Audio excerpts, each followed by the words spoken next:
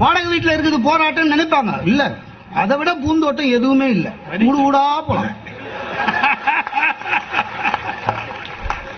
இவங்களுக்கு என்ன 25 வருஷம் 40 வருஷம் ஒரே தெரு ஒரே ஜனங்க. எனக்கு அப்படி இல்ல. நான் நின்னா ஜெயிச்சிருவேன். தொகுதி ஃபுல்லா எல்லா தெருவிலையும் போயிட்டேன். என் குழந்தை காணாது போனா ஒரே அவர்ல எடுத்துட்டு வந்து விட்டுருவானுங்க. இங்க இருந்து ஒரு குழந்தைங்க தேடுறதே இல்ல.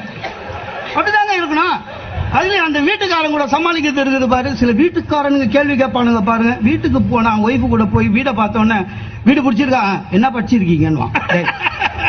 வீடு கொடுத்துன்னு வரத்துக்கு என்ன படிக்கணும்? ஏதோ படிச்சிருக்கிறேங்க. என்ன எங்க வேலை செய்யறீங்க? வேலை சொன்னேன்.